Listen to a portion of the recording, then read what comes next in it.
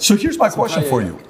When we read the stories about why, Andrew's gone to prison, or Andrew this, or this woman came out, or that woman came out, why did you go to jail? Why did you get banned? Why did they take your Instagram down? I mean, I remember the pictures. It was all cars and suits and motivational stuff. So is it guilty by association? It is guilty by association. I hate to say it, but I'm fully aware that I would not have been banned or canceled or probably ended up in jail if I wasn't Andrew's brother. But there are so many benefits that come with being Andrew's brother that you have to take the good with the bad. So it didn't upset me too much. No, I smiled about it. Where does this positive attitude come from? You could be the victim. Oh, Andrew, you did this. Yeah, you landed me in jail. Look at all our assets are seized. Yet, smile on your face, as gracious, just humble guy. Where did all this come from? It's always been the way me and Andrew are, and we've shared in our successes. The first time he became a millionaire, we celebrated. When I became a millionaire, we celebrated. When we bought our first supercar, we drove that home from the dealership together. So every single positive moment in my life, the first time we ever chartered a private jet, I remember we were just happy, drinking, having a great time on the plane. This is before he reverted, before anybody jumps on that drinking reference. But if you want to take all the good moments from having a relationship, a brotherly relationship like me and Andrew have, and then he becomes the world's most Googled man, one of the most influential men, I guess, in the world. And by default, he's attacked by the Matrix in a way that ends up with him being thrown in prison. I feel like I'd be more mad if I didn't go to prison with him. I'd feel like, I've taken all the good from being associated with Andrew, and, he builds me up and I build him up. And for him to be sitting in jail without me, it would just feel wrong. So I'm not even mad about it. I'm the opposite of mad about it. I'm glad they roped me in with it. I'm glad they said guilty by association. I'm glad they throw me in jail with him. And if they frame him for real and send him back, they better send me back too, or I'll break myself in.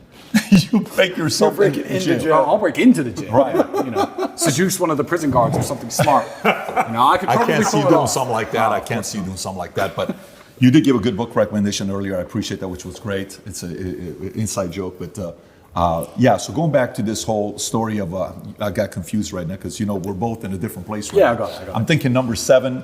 I'm thinking 8.5. I'm in a whole different place today. Okay. But working out is good. Staying in shape is good. All that stuff is a very good thing. Yeah. So really though, when you talk to your lawyers, why did they put you in jail?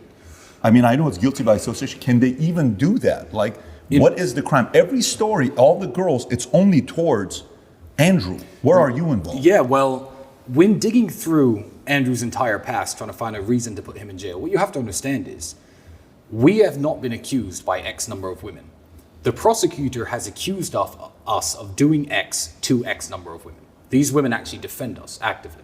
One of the statements in the file is a girl who I used to date a little bit. She details nothing illegal, says nothing illegal went on. She wasn't held against her will, she wasn't trafficked, she wasn't exploited.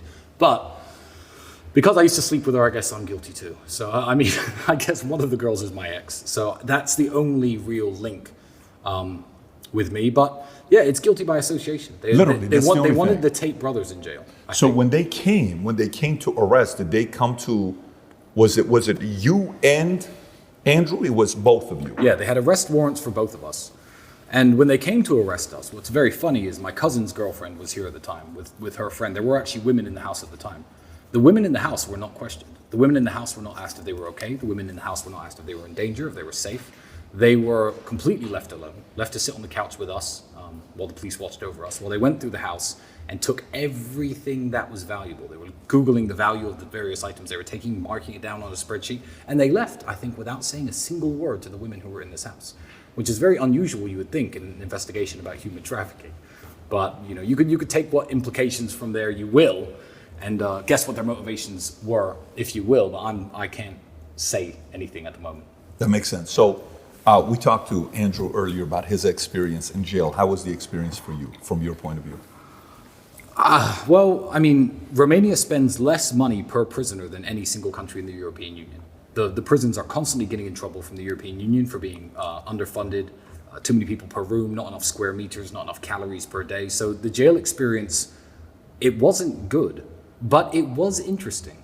And I took jail in a very strange way. I feel like if you're gonna walk around the world running your mouth all the time about what you are and what you think you are, eventually something's going to come along in the world and test you. If you walk around saying, I'm the baddest man on the planet, I can beat anyone up on earth. One day someone in the street is going to be like, you're the guy who thinks he can beat anyone up and punch your lights out. I don't speak as much as Andrew, but I do say I'm a very strong-minded person. I always preach to young men, if you're going through hardships, you need to deal with it like a man, continue your training, stay focused. And it just felt like God gave me an opportunity to prove to myself, above all else, as well as to everyone else who listens to me, that I am actually what I say I am. So coming out of jail, I'm almost grateful for the experience, as hellish as the environment was.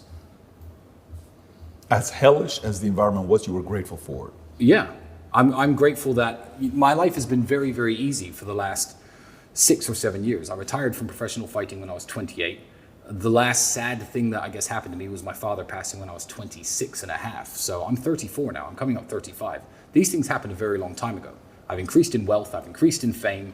I fly around the world doing whatever I like, driving whatever car I like, staying wherever I like, sleeping wherever I like, going, it's been such an amazing experience that I haven't tested myself for real in a very long time. So yeah, grateful for the experience. If you want a guaranteed way to get in touch with me, maybe you have a business idea, maybe you want some fashion tips, maybe you just want to connect, you could find me on Minect. So if you like this clip and you want to watch another one, click right here. And if you want to watch the entire podcast, click right here.